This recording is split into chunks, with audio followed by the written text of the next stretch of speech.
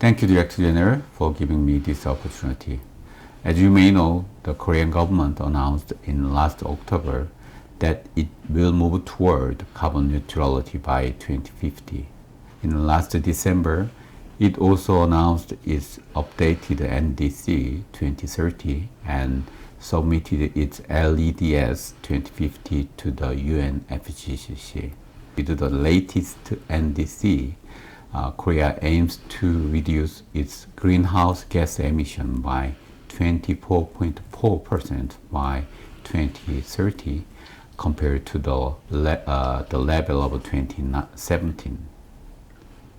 To make this happen, the government planned to mandate emission reduction targets by law based on its Framework Act on Low Carbon Green Growth, while actively utilizing its emission trading scheme to make the market lead the way of emission reduction. In Korea, 87% of greenhouse gas are generated from energy production, which is greater than 66% of the global average. This is why an energy transition toward renewable is crucial for Korea to forge ahead with carbon neutralities.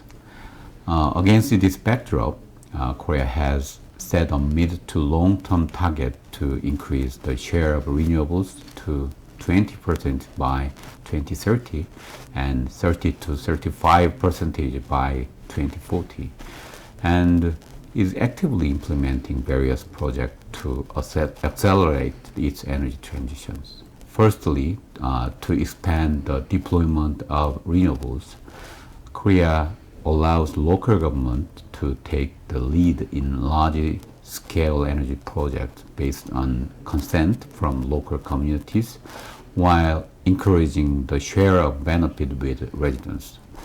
Furthermore, the government plans to establish a wind power one-stop shop this year that deal with all the necessary permits and license to rapidly implement offshore wind projects. Secondly, to facilitate private investment in renewable infrastructures, the government will join hands with the private sectors and establish a Green New Deal fund worth around $18 billion. Last but not least, to increase the demand for renewables, Korea will encourage business to join the RE100 campaign by providing support. Distinguished ministers, going forward, Korea will strengthen cooperation with other countries and institutions that are of the same mind about the importance of carbon neutrality and mid to long-term plan for it.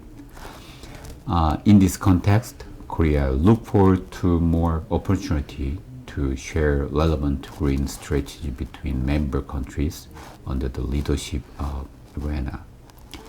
I believe that we could pursue new cooperation programs beyond the solar PV and wind power to identify joint research and development and demonstration projects for new green energies, such as green hydrogen and renewable heat. I have no doubt that this will accelerate our energy transition as a whole by expanding renewable energies and diversifying the global energy mix. Thank you for listening.